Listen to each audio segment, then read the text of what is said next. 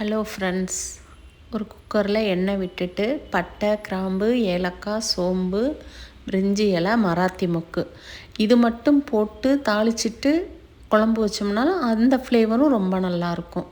எண்ணெய் சூடாயிருச்சு, எல்லாத்தையும் எடுத்து அதில் போட்டுட்டு அது பொரிஞ்சோன்னே சின்ன வெங்காயம் கட் பண்ணி வச்சுருக்கேன், தக்காளி கட் பண்ணி வச்சுருக்கேன். ஃபஸ்ட்டு வெங்காயமும் கருவேப்பிலையும் போட்டு நல்லா வதக்கி விட்டுறலாம். அது வதங்கினோன்னே இஞ்சி பூண்டு பேஸ்ட்டையும் போட்டுக்கலாம்.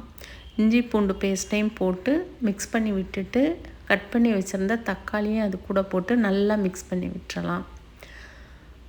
இந்த ஃப்ளேவர் மராத்தி மொக்கு போடுறப்போ ஒரு ஃப்ளேவரும், ஸ்டார் அனீஸ் போடுறப்போ ஒரு ஃப்ளேவரும், அது மாதிரி ஒவ்வொரு ஸ்பைசஸ்க்கும் ஒவ்வொரு ஸ்மெல் நல்லாயிருக்கும் அந்த ஃப்ளேவர்.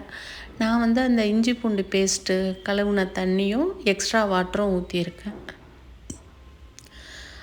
ஆட்டு ஈரலை கழுவி வச்சுருக்கேன். இப்போ அதில் போட்டுடலாம். ஆட்டு ஈரலை போட்டுட்டு மிளகாத்தூள், உப்பு, மஞ்சத்தூள் போட்டு ஒரு கொதி வந்தோடனே கொஞ்சமாக புளி போட்டு ஒரு 6 விசில் விட்டு எடுத்துக்கலாம். நான் குழம்பு மாதிரி தான் வைக்க போகிறேன்.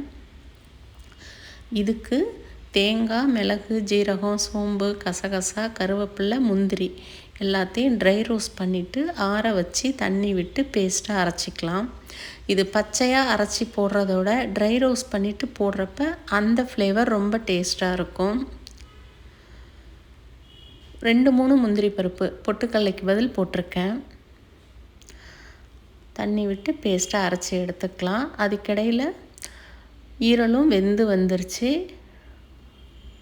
6 விசிலுக்கு நல்லா வெந்து வந்துருச்சு. இப்போ அரைச்சி வச்சுருந்த தேங்காய் பேஸ்ட்டையும் அதில் போட்டுக்கலாம். நான் ஒரு பாத்திரத்துக்கு கடாய்க்கு மாற்றிட்டேன். தேங்காய் பேஸ்ட்டையும் போட்டு நம்மளுக்கு தேவையான அளவு வர்ற வரைக்கும், கன்சிஸ்டன்சி வர வரைக்கும் அதை கொதிக்க வச்சுக்கலாம். அதோட பச்சை வாசனையெல்லாம் போகிற வரைக்கும் கொஞ்சம் எக்ஸ்ட்ரா கருவேப்பிலையும் போட்டிருந்தேன். கொத்தமல்லி இப்போதைக்கு எங்கள் வீட்டில் பிடிக்கலன்னு சொன்னதுனால நான் கொத்தமல்லி தழை போடலை. எக்ஸ்ட்ரா மிளகுத்தூளும் போட்டு ஒரு கொதி விட்டோன்னே நல்லா மிக்ஸ் பண்ணி விட்டுட்டு ஆஃப் பண்ணிடலாம் ஃப்ளேமை. இது இட்லி, தோசை, சாதத்துக்கு எப்படியோ அதுமாரி இட்லி, தோசை, சப்பாத்திக்கு நல்லாயிருக்கும். தேங்க்யூ.